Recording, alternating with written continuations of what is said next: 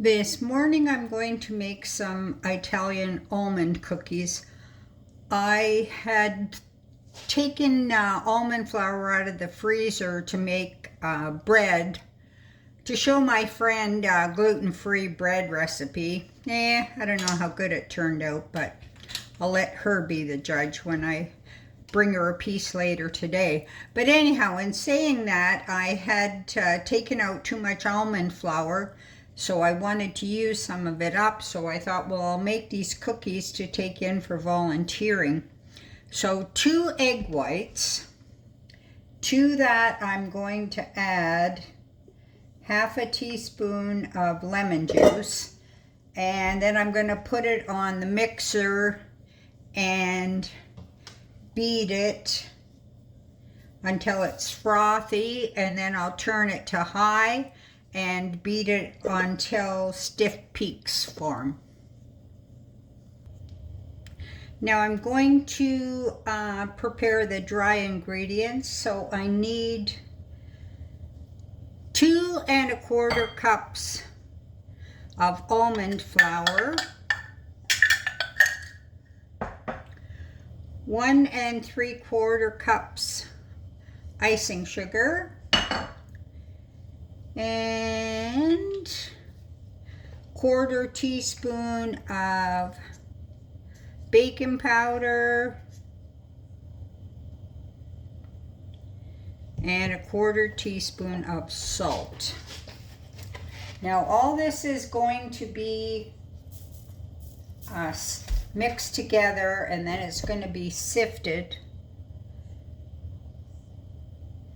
So that's that.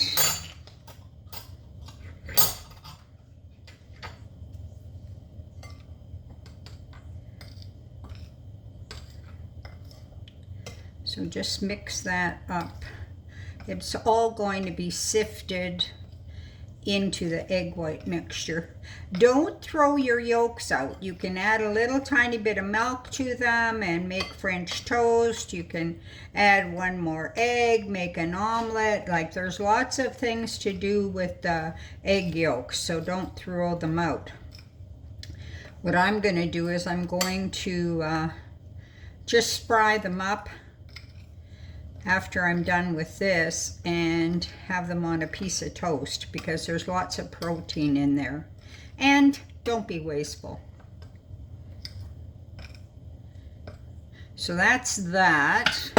Now I've got the egg whites beaten up, so they're nice and frothy. Now to that, I'm going to add a tablespoon of almond extract.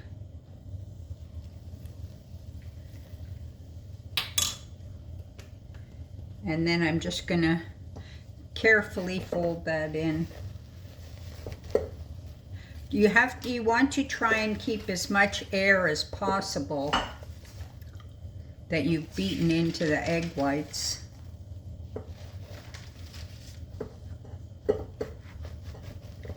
And I need a teaspoon of orange zest, but because I don't have any orange zest, I'm just going to use a teaspoon of orange juice and a teaspoon of vanilla.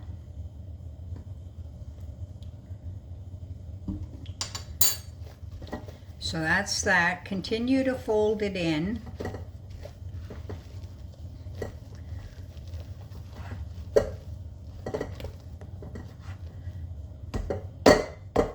Once that is done, now what I'm going to do is, I have a handy sifter here, so I'm going to sift the flour mixture in until I've got it all combined. So once you've got your dry ingredients incorporated into the egg white mixture. What you're going to do is pinch off, make sure your hands are clean. Pinch off about that much, so it's like a big tablespoon of dough. Roll it in the powdered sugar and squish it down a little bit, and then put it on a cookie sheet. Continue until all your dough is used, and then you're going to leave it to dry till the top slightly cracks. Well, starts to dry out and get hard, I guess, which will probably take half an hour to an hour, which is fine. Normally I don't like doing those kind of recipes that require all these steps, but I've got some stuff to do this morning because I'm making stew, and I'm going to try my hand at almond flour bannock.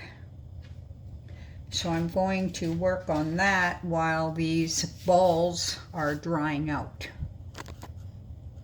So the cookies have been sitting for just over an hour. I got busy talking to my sister. So what you want to do now is press down on them and see how they're cracking.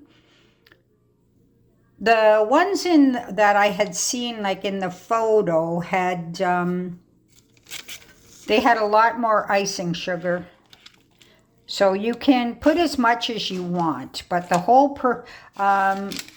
thing, to make them look so much more attractive, is to press them down so that they look like that.